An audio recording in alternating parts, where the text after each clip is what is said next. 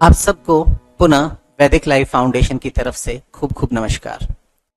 एक और प्रश्न चलता है, सन्यासी कौन है? अर्जुन ये प्रश्न श्री कृष्ण से करते हैं।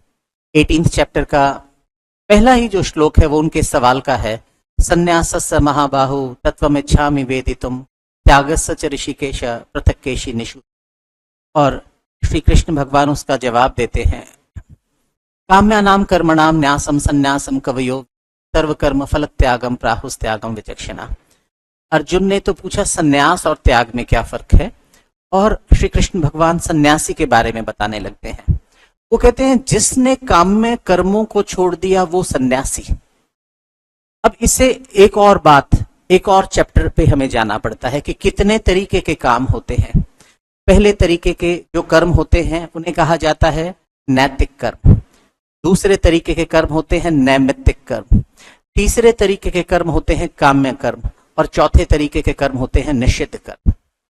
नैतिक कर्म होते हैं जिनको अगर न किया जाए तो पाप लगे, और एक ही नैतिक कर्म है और वो नैतिक कर्म है ध्यान में जाना या साइलेंस में जाना, ताकि हम स्वयं क्या हैं हम उसको महसूस कर सकें, शब्दों से नहीं, भावों से भी नहीं, बीइंग दैट साइलेंस।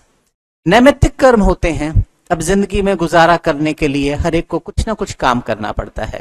हमारा एजुकेशन का काम है, हमारा कुछ और व्यवसाय है, ये जो परिवार को संभालने के लिए जिंदगी लाइवलीहुड को जीने के जो काम हैं वो नैमित्तिक कर्म होते हैं।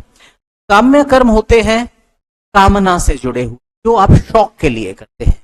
कोई किताब को पढ़ता है, कोई टेबल टेनिस खेलता है, कोई चेस खेलता है, कोई व्यायाम करता है, कोई दोस्तों के साथ घूमने के लिए जाता है, कोई रनिंग पर जाता है, कोई जिम्नेजियम में जाता है। ये सारे काम्य कर्म हो गए।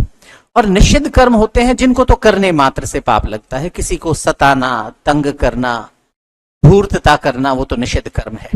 अब भगवान श्री ने हमें कहा, जब काम्य कर्म छूट जाए, जब एक व्यक्ति के शौक छूट गए और सारी ही जिंदगी नैतिक कर्म और नैमित्तिक कर्म में गुजरने लग जाए, तो वो सन्यासी।